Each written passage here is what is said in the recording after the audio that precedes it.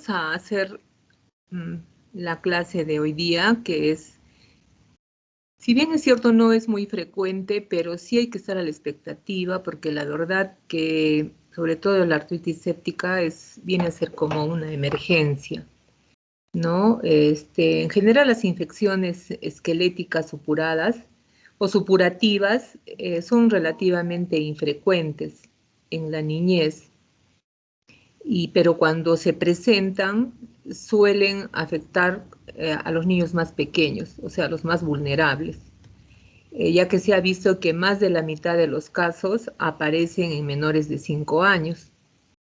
Y como ustedes saben, esta es la etapa de crecimiento rápido, y en algunos casos de estas infecciones pueden afectar esta placa de crecimiento y el mismo verse comprometido, ¿no? Dejando prácticamente secuelas permanentes.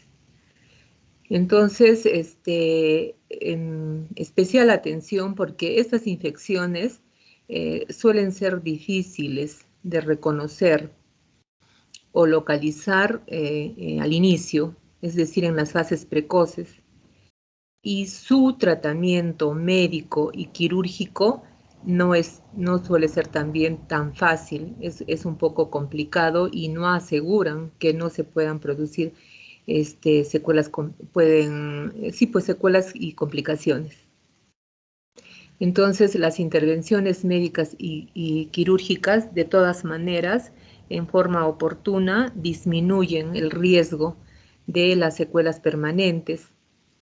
De manera que todos los médicos, no solo los pediatras, sino los médicos generales que también ven niños, deben estar preparados para estar alertas ante los primeros signos y síntomas de estas infecciones óseas y aplicar las medidas necesarias para evitar lo que hemos mencionado anteriormente. Entonces, primeramente, Anita, por favor, ¿me puedes pasar la siguiente? Entonces, los objetivos planteados al finalizar esta clase podemos resumirlos en identificar los síntomas y signos clínicos de las infecciones esqueléticas supurativas, interpretar los exámenes de laboratorio e imagenología en las infecciones esqueléticas, establecer diferencias entre osteomielitis y artritis séptica, y esquematizar el tratamiento médico y quirúrgico de las infecciones esqueléticas supurativas. La siguiente. Entonces empezamos con la definición. ¿Cómo definimos, no? Viene a ser por eso es osteoartritis, osteomielitis y artritis séptica. Otros dicen artritis infecciosa, artritis supurativa. Viene a ser la inflamación de origen infeccioso. Cuando está comprometido el hueso, estamos hablando de osteomielitis, y cuando más bien es el espacio articular, estamos hablando de artritis séptica o supurativa. Bueno, en general, las dos son supurativas, ¿no? Entonces, ya que hay tendencia a la supuración y, lo que es más grave, a la destrucción ósea, articular y ósea, dependiendo del cuadro que esté afectando al niño. Y generalmente estos cuadros son secundarios a la colonización de una bacteria, de un germen. La siguiente.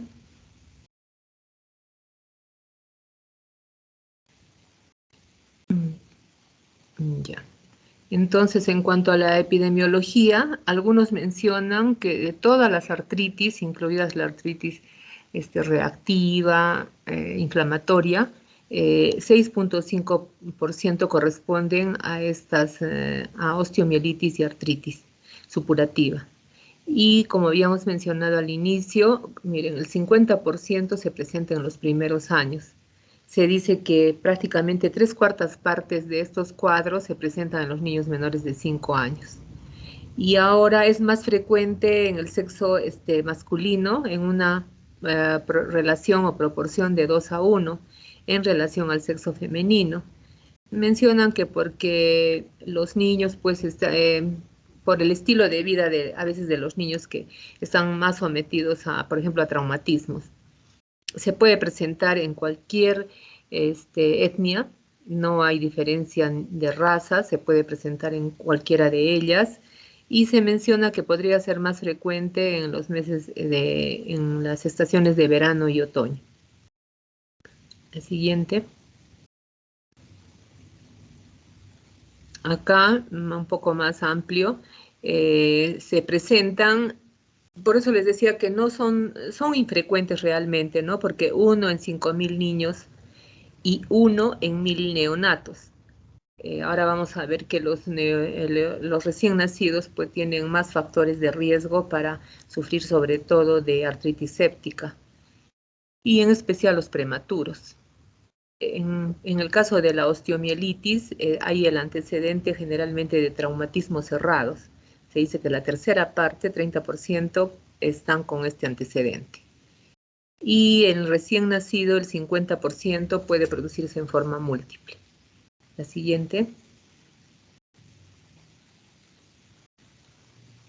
En cuanto a la etiología del agente, vamos a ver los diferentes grupos etarios y si ustedes van a darse cuenta también que en todos los grupos etarios el agente etiológico más frecuente es el Staphylococcus aureus coagulasa positivo. Antes en los lactantes estaba ocupado por el Haemophilus influenza, pero desde que está incluido en los programas de vacunación a nivel del mundo, pues ya ha pasado en algunos grupos etarios a un segundo lugar y dejando el primer lugar para el Staphylococcus aureus. ¿No? Por ejemplo, en los recién nacidos, además de este agente, puede estar involucrado, como comprenderán, recién nacidos, microbios o agentes etiológicos del intestino, ¿no? Como son, por ejemplo, el Streptococo grupo B, Escherichia coli y otros gram negativos que son los más frecuentes en los recién nacidos involucrados en las infecciones, incluso sepsis. En los lactantes, también el Staphylococcus aureus, acá aparece en segundo lugar Haemophilus influenza del tipo B, aparece Streptococcus pyogenes y el neumococo. La siguiente. Y tenemos los niños y los adolescentes. También Staphylococcus aureus, Streptococo del grupo A, el Streptococo, otra vez neumococo, y acá aparece un microorganismo llamado Klebsiella kingae. Este es un microorganismo gran negativo que fue descubierto en 1960. Se refieren que desde que ya apareció la vacuna contra Haemophilus, tendría una mayor incidencia como agente etiológico de estas infecciones esqueléticas, sino que es muy estricto, muy exigente su cultivo. Requiere mucha exigencia de laboratorio y tal vez por eso no estaría ocupando el primer lugar. Y en nuestro país también se refiere que podría ocupar uno de los primeros lugares este microorganismo aeróbico.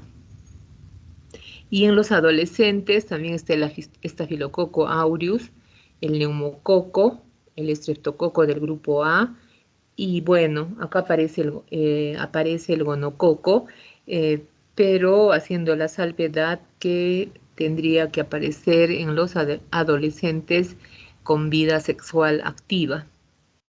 La siguiente, entonces el Staphylococcus aureus, y por eso nosotros cuando damos el tratamiento pues podemos actuar en forma empírica teniendo en cuenta el grupo etario, que sabemos que el predominante es el Staphylococcus aureus. Y en algunas situaciones especiales o cuadros clínicos especiales, los gérmenes más frecuentes, por ejemplo, en cuando vienen pacientes con heridas punzantes, han estado en el campo y sufren uno de estos traumatismos, sobre todo en las plantas, o en pacientes que son inmunodeprimidos. El agente etiológico más frecuente es la Pseudomonas aeruginosa. Esto es importante para tenerlo en cuenta cuando escojamos el antibiótico para el tratamiento médico. Pacientes portadores de anemia de células falciformes también, por ejemplo, pueden estar afectados. O pacientes con diabetes mellitus. Entonces, ahí el agente predominante es la salmonela. No se olviden. Y como ya habíamos mencionado, adolescentes con vida sexual activa, pues hay que tener en cuenta al gonococo. La siguiente.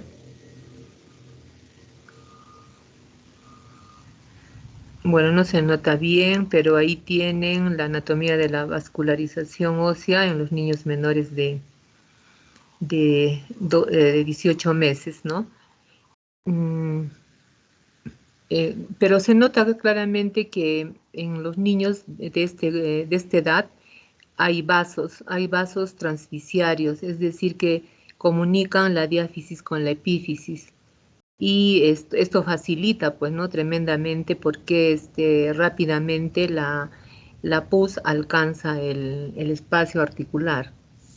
La siguiente. Entonces, en cuanto a la patogenia, la mayoría de las infecciones óseas y articulares, como pueden observar ahí, son de origen hematógeno, sobre todo la osteomielitis. Y uno podría pensar, ¿no?, que de repente lo que aparece en segundo lugar sería más importante o más frecuente, pero no, la diseminación hematógena es la más frecuente en la patogenia de estos cuadros. Y es menos frecuente que sigan a lesiones, por ejemplo, lesiones plantares o a diversas intervenciones médicas o quirúrgicas, como por ejemplo puede ser la artroscopía, la cirugía articular protésica, o también incluso se considera la inyección intraarticular de corticoides o las operaciones ortopédicas. Entonces, las últimas son menos frecuentes en la patogenia de estas infecciones esqueléticas. Por supuesto que también si es que el paciente es portador de algún trastorno inmunitario, por ejemplo, pacientes inmunodeprimidos, aumentarían el riesgo para sufrir de las mismas, ¿no?, de estas infecciones esqueléticas. Se ha visto, por ejemplo, que en la osteomielitis el traumatismo cerrado, significativo, o sea, que sea importante, se presenta en la tercera parte de los casos por ejemplo, de osteomielitis, ¿no? La tercera parte. Y así lo demuestran también los modelos animales de osteomielitis experimental, en que consisten o comprenden infligir un traumatismo al animal, al modelo animal experimental, claro, un traumatismo óseo a un animalito que tenga, por ejemplo, bacteriemia, ¿no? Y lo que habíamos visto en la lámina anterior, de que es la anatomía específica que se presenta en los extremos de los huesos largos sobre todo, también explicaría la predilección que por ellos, que por los huesos, tienen las bacterias que están transportadas con la circulación, con el torrente sanguíneo, ¿no? Y también porque las metáfisis de los huesos, sobre todo los huesos largos, contienen diminutas asas vasculares, y acá en estas diminutas asas vasculares el flujo de la sangre es lento, entonces también se produciría un factor que favorece la multiplicación bacteriana, ¿no? Es prácticamente un ambiente favorable. Ahora, en el recién nacido, la siguiente.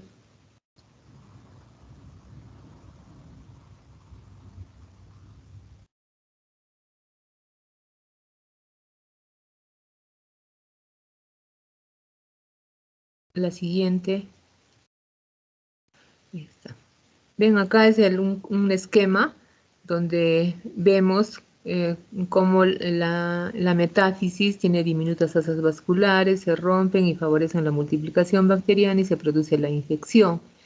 Y lo que les voy a decir que en los niños pequeños, en los lactantes pequeños y en los recién nacidos,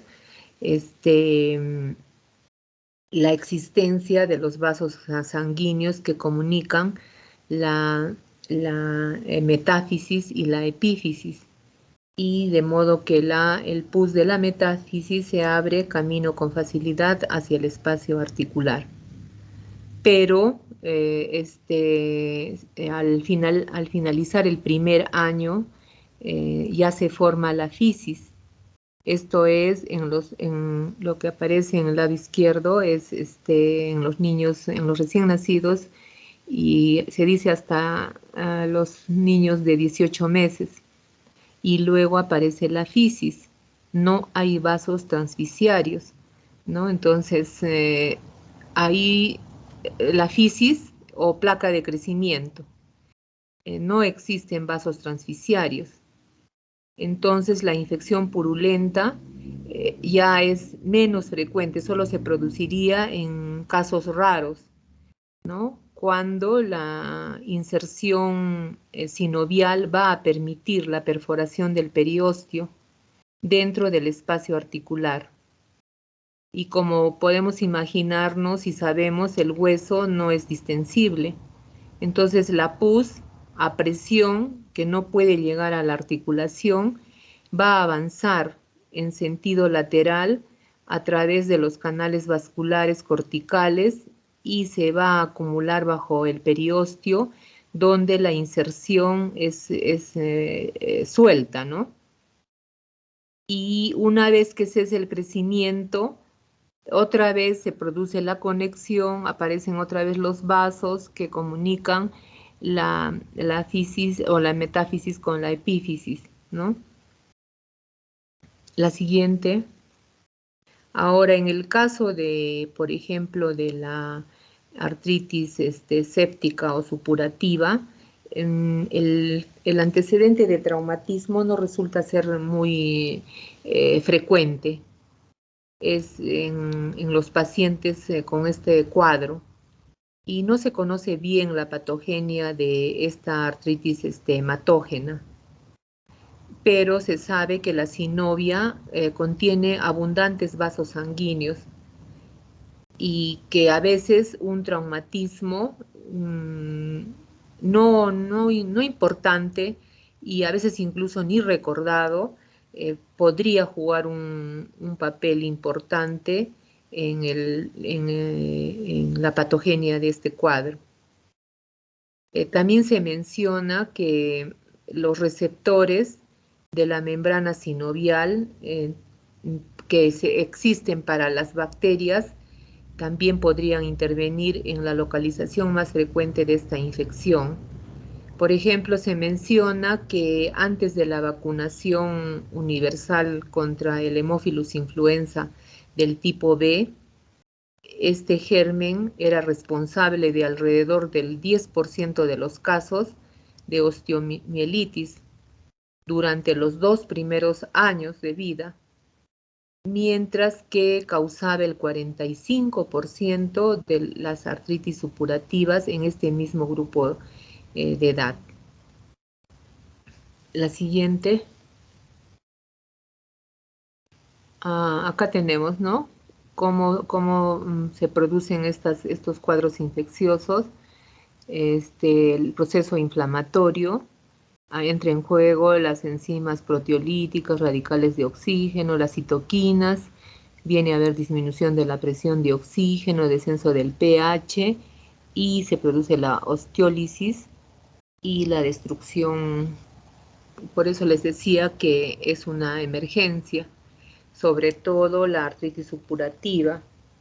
ya que rápidamente se puede producir la destrucción articular y dejar pues secuelas irreversibles. La siguiente.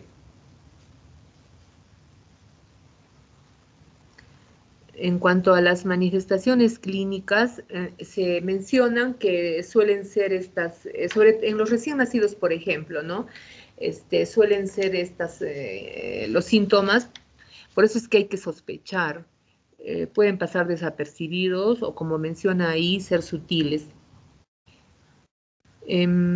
Por ejemplo, en una serie de un estudio de 83 casos, el 52% de ellos no presentaba fiebre y solo el 8% eran descritos como con aspecto tóxico o séptico, ¿no? Entonces, y habíamos mencionado que bueno, luego vamos a remarcarlo también, que los recién nacidos, sobre todo los prematuros, como comprenderán, son pacientes que están buen tiempo hospitalizados, tienen catéteres, están con vías, les hacen exámenes periódicos, repetidos, sobre todo están en la UCI neonatal.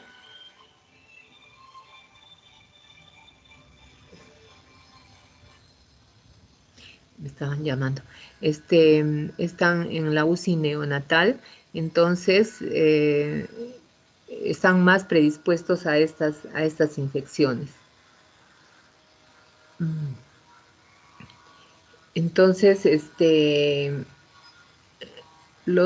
como pueden ustedes observar ahí, los síntomas más frecuentes pueden ser, pero también podríamos decir, inespecíficos, ¿no?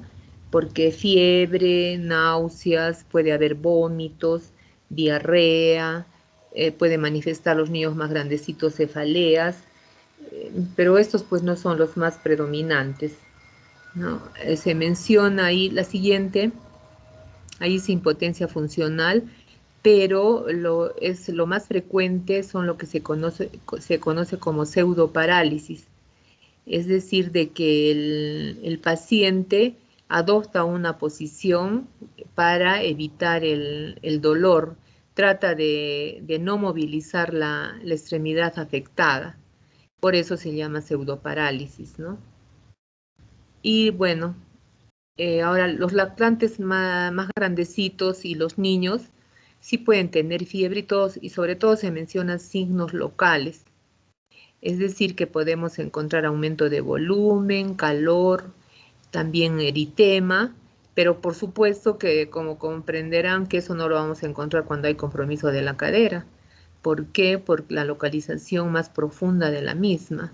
Entonces no siempre vamos pero si no tiene, no está hinchado o no hay calor, no hay color, o sea, eritema, entonces alejamos el diagnóstico, pero acuérdense que la cadera está localizada profundamente y puede estar muy comprometida.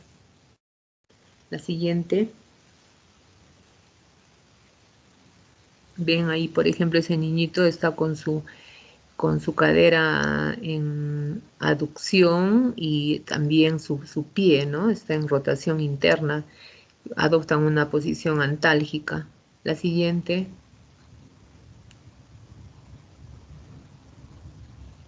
Ahora, cuando nosotros encontramos, por ejemplo, que lo que le acabo de mencionar significa que la infección se está extendiendo, ya ha traspasado la metáfisis y en el espacio superióstico.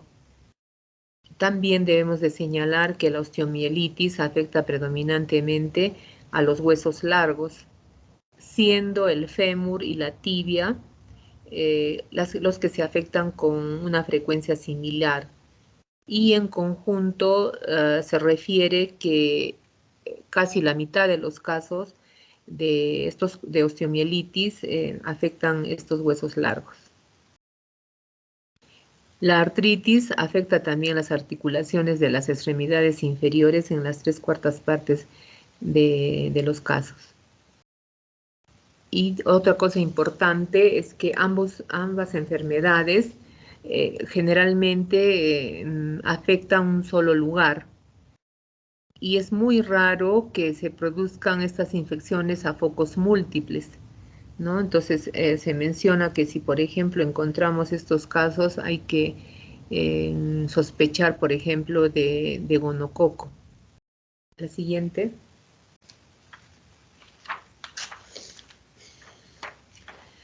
Acá tenemos los lugares más frecuentes de afectación. Por ejemplo, en el caso de la artritis séptica, tenemos la cadera, es decir, las grandes articulaciones, ¿no? Cadera, rodilla, hombro, codo, tobillo. Y osteomielitis, siempre lo que más se afecta es la porción distal del fémur, la proximal de la tibia, proximal del húmero, distal del radio, ¿no? Siempre grandes, los huesos largos y las grandes articulaciones. Y como mencioné, por ejemplo, la posición antálgica en artritis de cadera, ¿no? Articulación en abducción y rotación externa. En artritis de rodilla, codo, tobillo, está la articulación parcialmente flexionada. Los niños tienden a adoptar esta posición. La siguiente. Acá hay varias series de estudios donde claramente pueden observar que los huesos y las articulaciones más comprometidas son las grandes, ¿no? Por ejemplo, en esa de Finn Nelson, la rodilla 40, 46, 30, 29 y 39. A diferencia de las pequeñas articulaciones, como por ejemplo la muñeca, ¿no? Miren cómo dramáticamente son pocos los casos en que se ven afectadas las pequeñas articulaciones. La siguiente. Y los huesos, en el caso de la osteomielitis, ven ustedes el fémur, por ejemplo, 27 casos, o 27% diré, y la tibia. La tibia, y miren la clavícula, menos del 1%. El húmero también 11 casos, y los huesos planos o los más chicos, pues notoriamente menos frecuente. La siguiente. Está repetida esta. La siguiente. No, es otra manifestación. Y acá algunas características que nos van a permitir hacer la diferencia entre osteomielitis y artritis séptica, ¿no? Bueno, ya dijimos la definición, la epidemiología. La artritis séptica es más frecuente en los niños más pequeñitos. Los agentes causales no vamos a encontrar mayor diferencia porque los mismos son los que producen, encabezados por el Staphylococcus aureus. En la fisiología o fisiopatología, bueno, hay osteolisis en la artritis séptica y necrosis.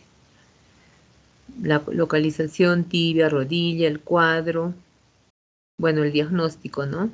Acá hacen la diferencia entre las características del líquido articular. Por supuesto que en la artritis séptica, pues, ¿no? Va a haber predominio de polimorfos nucleares y miren, más de 100.000 células por milímetro de líquido. La proteínas elevadas y la glucosa más disminuida. Y bueno, los estudios de imágenes, ¿no? Y el tratamiento es básicamente el mismo, ¿no? La siguiente.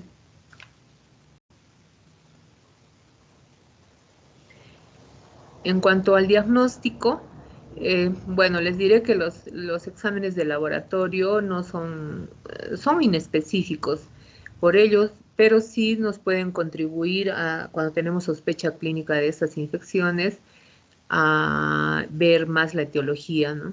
Bacteriana. Por ejemplo, en el hemograma suele encontrarse leucocitosis con neutrofilia, la velocidad de sedimentación globular acelerada, pero acelerada más del 20 milímetros por hora. También la PCR, más de 40 miligramos por litro. Y cuando hacemos un aspirado, sea óseo o articular, entonces podemos pedir GRAM, gramicultivo, y también hemocultivo, porque a veces nos olvidamos de pedir hemocultivo, pero sí hay un porcentaje que se puede lograr el aislamiento del agente bacteriano que está produciendo el cuadro. La siguiente. Acá tenemos las características del líquido sinovial, ¿no? Cómo es un líquido sinovial normal y cuando es como artritis séptica, ¿no? Blanco amarillento, el recuento de leucocitos, allá dijimos 100.000, aquí en este cuadro aparece más de 50.000. Porcentaje a predominio de neutrófilos, más del 75%. La relación glucosa sinovial y sanguínea, menos de 0.5, el cultivo positivo en el 60%, y claro, en el 50% también logramos identificar a los gérmenes. La siguiente. A veces obviamos pedir hemocultivo, pero sí hay que pedirlo. Sobre todo en la artritis, séptica, es posible con más frecuencia aislar el agente etiológico. Y ayuda diagnóstica son el diagnóstico por imágenes, ¿no? Que en esto hemos avanzado bastante, pero claro, la radiografía simple al inicio realmente no, lo único que vamos a identificar pues es el aumento, ¿no? De volumen de los tejidos blandos, porque ya los cambios óseos, la osteopenia, lesiones líticas, secuestros, ya son, digamos, cambios tardíos, podríamos ya decir, ¿no? Se habla de hallazgos tempranos, intermedios y tardíos, pero de todas maneras hay que solicitar radiografía simple. Y cuando estamos sospechando de líquido, tenemos que pedir también una ecografía para cuantificar, y ahí vamos a ver, ¿no? En la cavidad articular. La siguiente.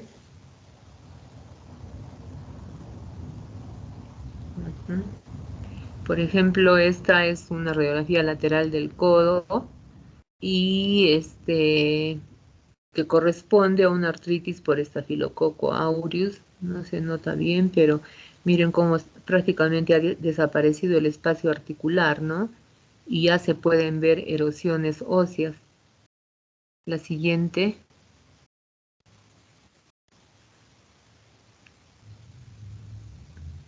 Y acá también. Una radiografía anteroposterior de rodilla, también de artritis séptica se nota, ¿no? En la que puede apreciarse también osteopenia, la disminución del espacio articular y donde está la flechita, un derrame articular. Y está roto el platillo tibial. Rápidamente destruye. La siguiente. Y los estudios, digamos, más importantes, tenemos la gammagrafía, ¿no? Que vendría a ser una técnica diagnóstica de elección, pero todavía en nuestro medio no tenemos la facilidad como para solicitarla. Determinados centros de atención son los que tienen. Me parece que, no sé si estará activa la unidad de gammagrafía del Honorio, creo que con el COVID no. En la clínica San Juan me parece que tienen. Con Tecnesio 99, incluso hay un egresado de la Católica que ha hecho toda esta parte. Es importante esa gammagrafía, por ejemplo, para distinguir osteomielitis y celulitis, porque a veces es muy difícil hacer el diagnóstico diferencial. La tomografía, la TAC es también muy importante, y bueno, tendrían la desventaja la tomografía y la resonancia magnética de que, como hemos visto que los más afectados son los niños pequeños y los recién nacidos, sobre todo los niños pequeños, ¿no? Que hay que sedarlos.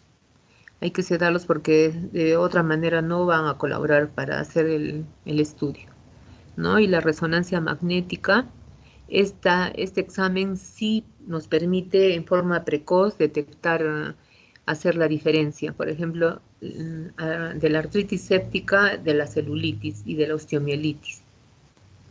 La siguiente.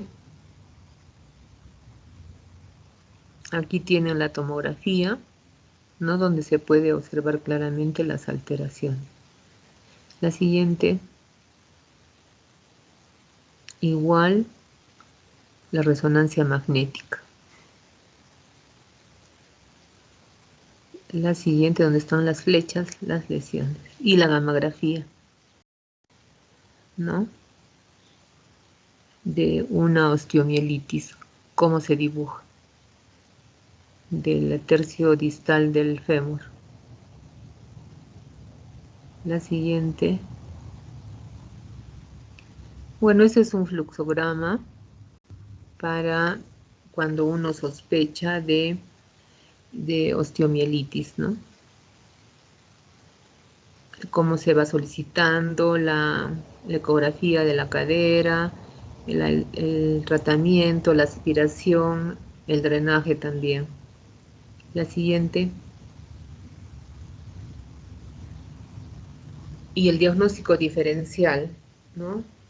Estos cuadros también hay que hacer el diagnóstico diferencial, ya mencionamos con celulitis, las enfermedades, acuérdense de enfermedades del tejido conectivo, todas cursan con artritis y hemos tenido oportunidad de ver casos en los que ustedes han mencionado cuando les he presentado y me dijeron artritis séptica, ¿no? Y en un caso me dijeron osteomielitis y se trataba de una artritis idiopática juvenil en un caso y en otro de lupus eritematoso sistémico. También las neoplasias malignas, la leucemia, por ejemplo, puede cursar con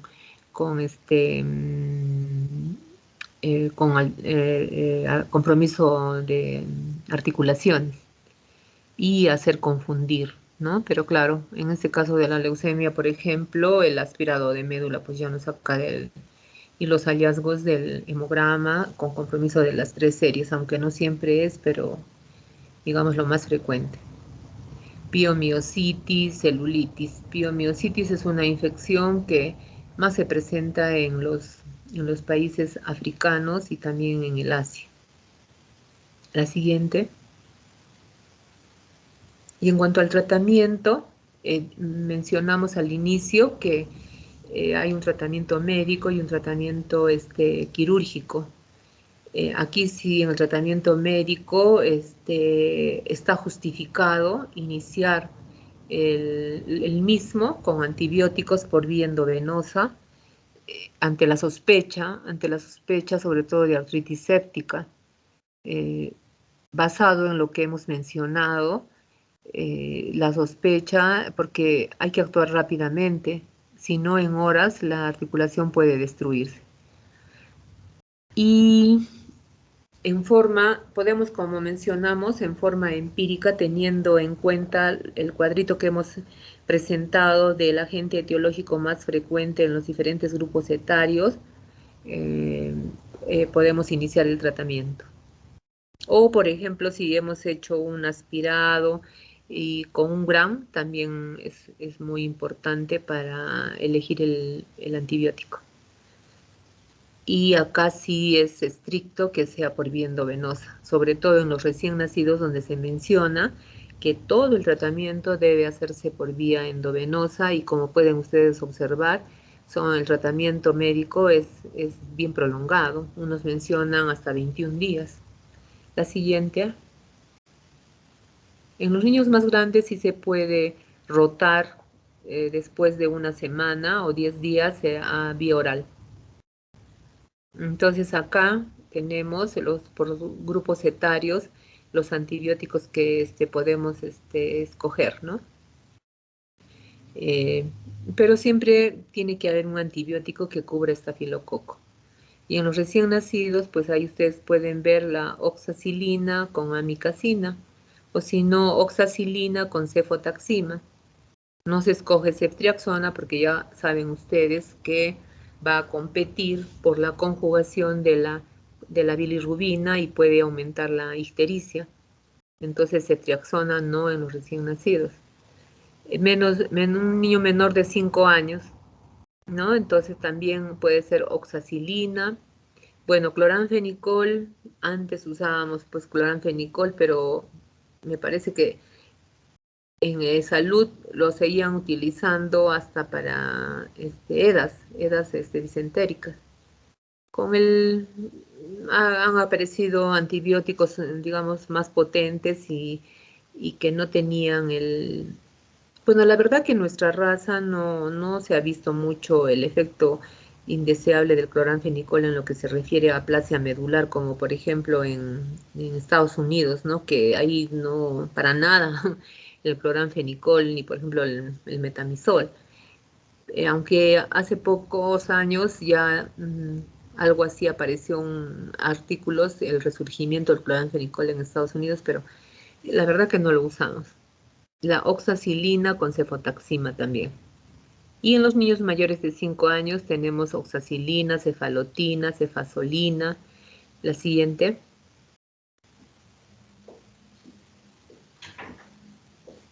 Y en los casos de los niños más grandecitos, por ejemplo, los adolescentes, ya pues ceftriaxona, ¿no? Y en los pacientes inmunodeprimidos, dijimos, y también en los que sufren heridas punzantes plantares, mencionamos que el agente etiológico probable podría ser la pseudomona. Entonces, tenemos que elegir la ceftazidima, que es una cefalosporina exclusiva para pseudomona. Y en lugar de la oxacilina, en pacientes inmunodeprimidos, por ejemplo, con VIH, la vancomicina, también con ceftazidima. Y en las hemoglobinopatías, bueno, ceftriaxona, porque va a cubrir también salmonela. La siguiente.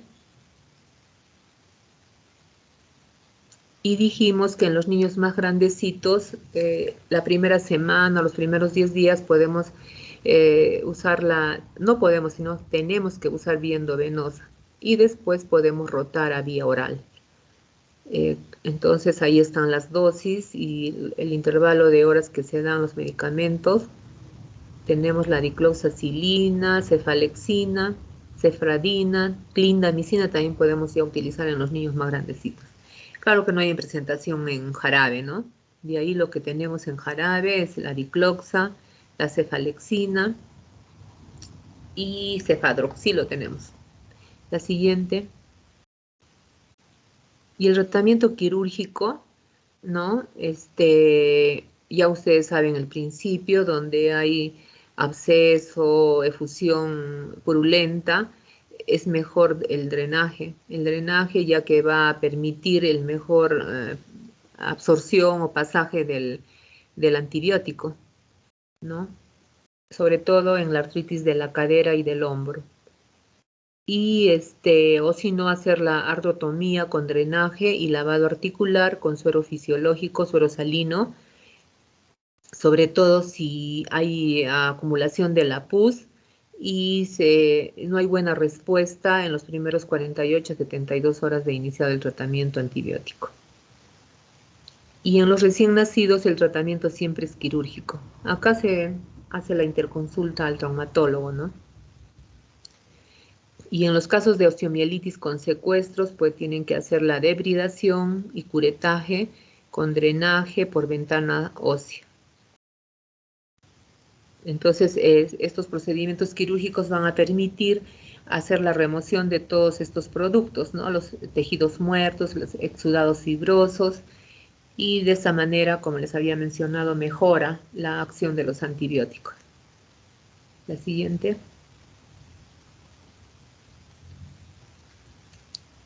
Y en cuanto al pronóstico, mencionan, por ejemplo, que debemos tener en cuenta algunos signos de alarma, ¿no? Sobre todo en los niños menores de 3 años, en los niños con artritis sépticas, neoplasia, o si no, que tengan oligoartritis inflamatorias. Cuando haya una sintomatología sistémica, por ejemplo, en los niños que tienen neoplasias o infecciones osteoarticulares. cuando hay un patrón doloroso inflamatorio y cuando la sintomatología es persistente, por ejemplo, igual o más de 2 a 3 meses de evolución, y ya encontramos impotencia o alteración funcional. Son signos de alarma en lo que se refiere al pronóstico. La siguiente. Entonces, en cuanto al mismo, no solo hay que ver digamos, a corto tiempo, ya que en algunos casos se tiene que hacer el seguimiento a largo plazo. Pueden presentarse en meses o años. Y como mencionamos al inicio de la clase, el más comprometido puede ser la falta de crecimiento, ¿no? Y en el caso de la osteomielitis, lo que más pues se teme son las recidivas o que pase a ser una infección crónica. Alguien mencionaba que la osteomielitis viene a ser como el cáncer y le llaman cáncer blanco, porque los niños como que se estabilizan, mejoran y después de unos meses otra vez regresan y otra vez tienen que hacerles el curetaje de los secuestros óseos y todas las complicaciones que presenta. Y más frecuentemente se producen estas secuelas en las articulaciones de la cadera y el tobillo, hasta que puede producirse una incapacidad permanente. La siguiente.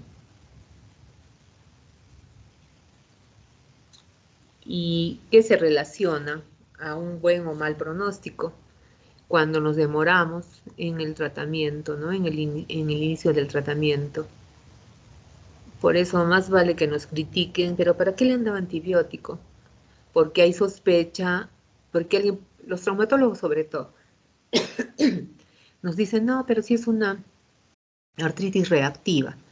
Pero el niño no ha tenido ningún proceso de infección viral, diarrea, pero ellos, y se puede perder 48, 72 horas, y después que sí es, mejor vemos la evolución. Si no es, ya pues le suspendemos el antibiótico, pero si no le damos a tiempo, el pronóstico también está en función de la edad. Más chiquitos, el pronóstico es pues más reservado, ¿no? Cuando es la infección de la cadera y el hombro, cuando hay las dos infecciones, también puede haber las dos infecciones, artritis y osteomielitis. Cuando el agente etiológico es el estreptococo beta hemolítico del grupo B o del grupo G. Bueno, esto más bien no es frecuente, pero puede haber compromiso de más de 4 articulaciones. Cuando hay cultivos positivos después de 7 días de tratamiento adecuado. Y, por supuesto, en los pacientes inmunodeprimidos. Esos ensombrecen el pronóstico. La siguiente. Bueno, haciendo una clase rápida. Y ¿alguna pregunta?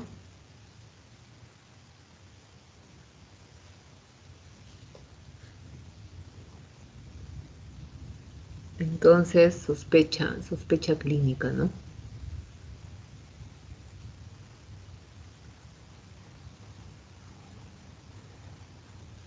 Bueno, no hay preguntas. Entonces, descansen un ratito, 10 minutos, y ya Ana Lucía contactó con la doctora Ida Palomino, que, bueno, la doctora Ida es médico adolescentóloga, ha hecho la especialidad de adolescentología en el Honorio y trabaja con nosotros en el Goyeneche. Bueno, ella, como le mencionaba a Ana, antes cuando el curso era curso de pediatría 3 y comprendía emergencias pediátricas y adolescentología.